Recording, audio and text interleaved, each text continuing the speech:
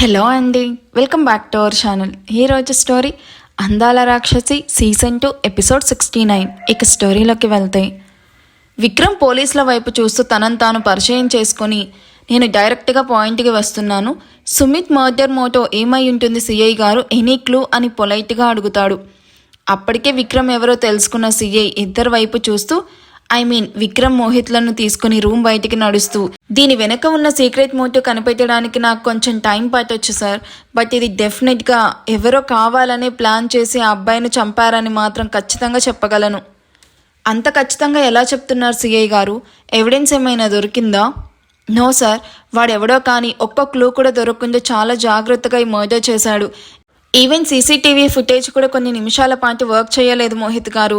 ఈ సరౌండింగ్స్లో ఉన్న క్యామ్స్ అన్ని చెక్ చేశాము, బట్ నో క్లూ. సస్పెక్ట్గా మాకెవరూ కనిపించలేదు. సరే, మీ డ్యూటీ మీరు చెయ్యండి సిఐ గారు. ఒక్క క్లూ దొరికినా మాకు ఇన్ఫామ్ చెయ్యండి. ఇది నాకు చాలా ఇంపార్టెంట్.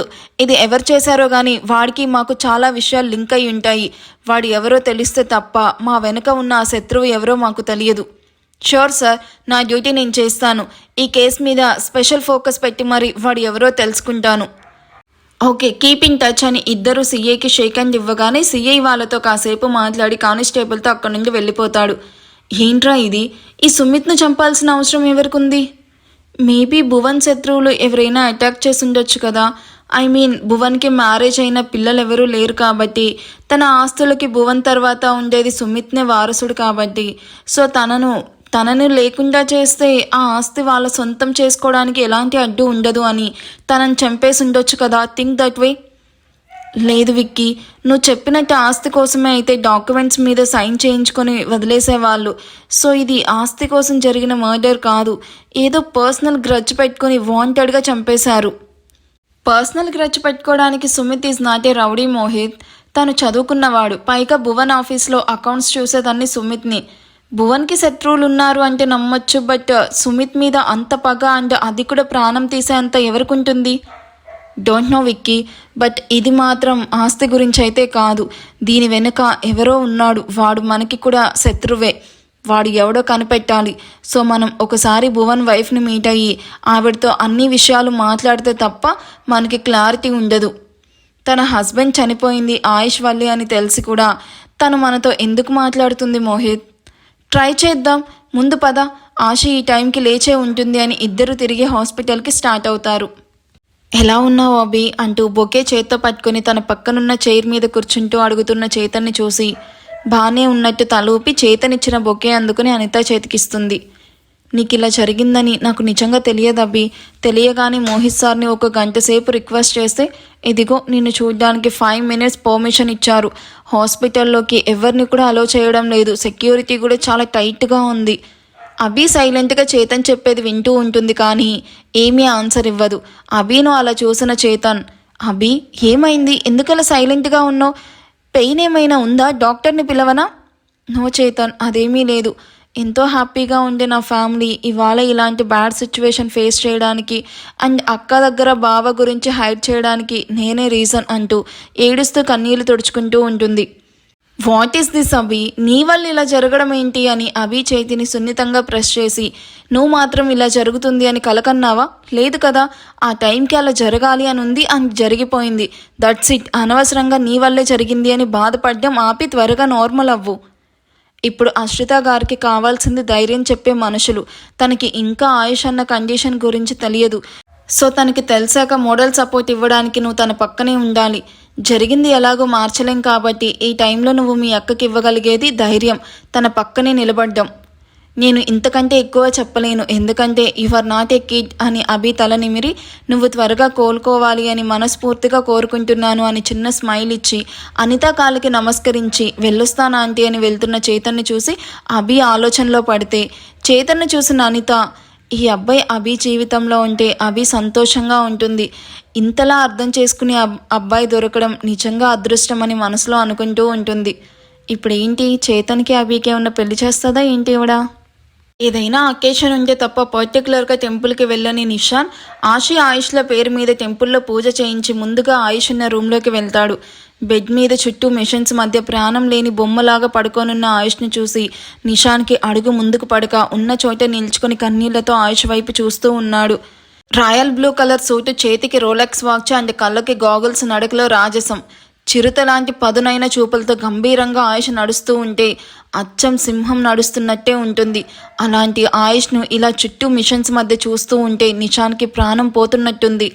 ఆయుష్ వైపు కన్నీళ్లతో చూస్తూ బెడ్ వైపే నడుస్తూ తన చేతిలోని కుంకుమ తీసి ఆయుష్ నుదిటిన పెడుతూ పక్కనే ఉన్న చైర్లో కూర్చొని సెలైన్ పెట్టిన ఆయుష్ చేతిని తన 2 చేతుల్లోకి పట్టుకొని, అన్నయ్య, నేను ఇలా చూడ్డానికి చాలా కష్టంగా ఉంది. ఎప్పుడు హుందాగా నడుచుకుంటూ కనిపించే నువ్వు ఇలా హాస్పిటల్ బెడ్ మీద జీవం లేని వాడిలాగా పడుకొని ఉండడం చూస్తూ ఉంటే ప్రాణం పోతుంది. ఆశీ దగ్గర ఎక్కువ రోజులు నిజాన్ని దాచలేము. నీకు ఇలా జరిగింది అని తెలిస్తే తను తట్టుకోగలదా? ప్లీజ్ అన్నయ్య, త్వరగా కాన్షియస్లోకి రా. నువ్వు లేని మహల్లో నిమిషం కూడా ఉండాలనిపించడం లేదు. డాడ్, మామ్ నీ గురించి చాలా బాధపడుతున్నారు. మన అందరి బంగారు తల్లి దియ్య రోజు నిన్ను చూస్తూ ఏడుస్తూ డాడ్ ఎప్పుడు లేస్తాడు నాన్న అని అడుగుతూ ఉంటే ఆ పసిదాని దగ్గర నిజాన్ని దాచలేక అబద్ధాన్ని చెప్పలేక నరకం చూస్తున్నాము. దియాకి నువ్వంటే ఎంత ఇష్టమో నీకు తెలుసు కదా. కనీసం దియా కోసమైనా కళ్ళు తెరువన్నయ్యా. నేను ఆలోచించకుండా చేసే తప్పులు చూసి తిట్టడానికైనా నువ్వు పైకిలే అన్నయ్య, ప్లీజ్ అంటూ కన్నీళ్లు తుడుచుకుంటూ ఆయుష్ వైపు చూస్తూ ఉండిపోయాడు. నిషాన్ ఎన్ని మాటలు చెప్తున్నా అవి ఏవి ఆయుష్ చెవికి చేరవు. తనలో ఎలాంటి కదలిక ఉండదు. ఆయుష్ని అలా చూసి మౌనంగా కన్నీళ్లు కారుస్తూ ఉన్న నిషాన్ వైపు చూస్తూ, సార్, ఇక్కడ మీరు ఎక్కువసేపు ఉండడం పేషెంట్కి మంచిది కాదు. డాక్టర్ గారు చూస్తే నా మీద సీరియస్ అవుతారు. ప్లీజ్ వెళ్ళండి అని జూనియర్ డాక్టర్ రిక్వెస్టింగ్గా చెప్పడంతో ఆయుష్ చేతిని కన్నీళ్లతో ముద్దాడి నిషాన్ బయటకు వెళ్ళిపోతాడు. చేతన్ చెప్పిన విషయాల గురించి డీప్గా థింక్ చేస్తూ ఇప్పుడు తనే ఆశీకి ధైర్యం చెప్తూ ఆశీను త్వరగా నార్మల్ చెయ్యాలి అని ఆశీ గురించి ఆలోచిస్తూ బాధపడుతూ ఉన్న అభికి నిషాన్ తన రూమ్లోకి రావడం, నుదిటిన బొట్టు పెట్టడం కూడా తెలియదు. తన నోటికి ప్రసాదం అందిస్తూ ఉన్న నిషాన్ వైపు చూసి, బావా నువ్వెప్పుడొచ్చావంటూ పడుకొనున్నది కాస్త కూర్చోడానికి ట్రై చేస్తూ అడుగుతుంది. వెయిట్ అభి అంటూ తన బెడ్ని అడ్జస్ట్ చేసి తన పక్కనున్న చైర్లో కూర్చొని, నేను వచ్చింది కూడా గమనించకుండా నువ్వు చాలా ఆలోచనలో మునిగిపోయి ఉన్నావు కదా, అప్పుడొచ్చాను. ఏం ఆలోచిస్తున్నావు అభి? ఇంకా నీ వల్లే ఇలా జరిగింది అని పిచ్చి పిచ్చిగా ఆలోచిస్తూ బుర్రపాడు చేసుకుంటున్నావా అని సీరియస్గా చూస్తూ అడుగుతాడు. లేదు బావా, అక్కకి ఆయుష్ బావ కండిషన్ గురించి తెలిస్తే ఎలా రియాక్ట్ అవుతుందా అని ఆలోచిస్తూ ఉన్నాను. ఇంకా ఎన్ని డేస్ ఇలా అక్క దగ్గర నిజాన్ని దాస్తారు? తెలియదవి, కానీ ఈ విషయాన్ని ఆశీకి చెప్పి తన కండిషన్ మరింత వర్స్ చేయడం కంటే ఈ నిజాన్ని దాచడమే కరెక్ట్ అనిపిస్తుంది. సర్లే, నిన్ను 4 డేస్లో డిశ్చార్జ్ చేస్తామన్నారు. నువ్వు వీటి గురించి ఆలోచించి స్ట్రెస్ ఫీల్ అవ్వకుండా రెస్ట్ తీసుకో అని అభి నుదిటిన ముద్దు పెట్టి బయటకు వెళ్ళబోతాడు. అభి నిషాన్ చేపట్టుకుని వెళ్లకుండా ఆపేయడంతో నిషాన్ వెనక్కి తిరిగి అభి వైపు చూస్తాడు. ఏమైంది? ఏమైనా కావాలా అభి? నీ నుండి ఒక మాట కావాలి బావా. ఏంట్రా అది? సమయం వచ్చినప్పుడు చెప్తాను, ముందు నాకు మాట ఇవ్వు అంటూ తన చేతిని ముందుకు పెడుతుంది. నిషాన్ కాసేపు మౌనంగా ఉండి అభి చేతిలో తన చేతిని పెడుతూ, ప్రామిస్ అభి, నువ్వు ఏది అడిగినా నేను కాదు అని చెప్పను, ఓకేనా? అలా అని ఆయుష్ బావ మీద ప్రామిస్ చేసి చెప్పు, అప్పుడే నేను నమ్ముతాను. నిషాన్ అభి వైపు అయోమయంగా చూస్తూనే ఆయుష్ మీద ఒట్టు వేసి ఆశీ గది వైపు వెళ్ళిపోతాడు. అయ్యయ్యో, ఎంత పని చేశావు నీష్. ఈ ఇంటెలిజెంట్ అభి ఎందుకు ప్రామిస్ చేయించుకుందో తెలిస్తే నువ్వు అయిపోతావురా. నిషాన్ ఆశీ ఉన్న రూమ్లోకి వెళ్ళేసరికి ఆశీ సీలింగ్ వైపు చూస్తూ ఉంటుంది. అది చూసిన నిషాన్ మొహాన నవ్వు పులుముకొని, హాయ్ ఆశీ, గుడ్ మార్నింగ్ అంటూ ఆశీ బెడ్ను అడ్జస్ట్ చేశాక తన ముందు కుంకుమ ఉంచి, మార్నింగ్ టెంపుల్కి వెళ్ళాను, కుంకుమ పెట్టుకో అనగానే ఆశీ కష్టం మీద నుదిన కుంకుమ పెట్టుకోగానే నిషాన్ ఆశీ నోటికి ప్రసాదం తినిపిస్తాడు. మెడిసిన్స్ వేసుకున్నావా ఆశీ? ఆశీ నుండి ఎలాంటి ఆన్సర్ లేకపోవడం చూసి మెడిసిన్స్ వైపు చూసిన నిషాన్కి ఇంకా ఆశీ మెడిసిన్స్ వేసుకోలేదు అని అర్థం అవ్వడంతో తనే మెడిసిన్స్ తీసి ఆశీ చేతిలోకి పెట్టి, నెగ్లెక్ట్ చెయ్యక ఆశీ, నువ్వు త్వరగా క్యూర్ అవ్వాలి అంటే టైం టు టైం మెడిసిన్స్ వేసుకోవాలి. ఆశీ ఏమీ మాట్లాడకుండా నిషాన్ ఇచ్చిన మెడిసిన్స్ వేసుకొని మిల్క్ తాగుతుంది. నోనో, నిషానే తాగిస్తాడు. తన పక్కనే చైర్లో కూర్చుంటున్న నిషాన్ వైపు సూటిగా చూస్తూ, ఆయుష్ గారు లండన్ నుంచి ఎప్పుడొస్తున్నారు నీష్ అని అడుగుతుంది. అది అన్నయ్య రావడానికి ఇంకా 2 వీక్స్ పడుతుందంట ఆశీ.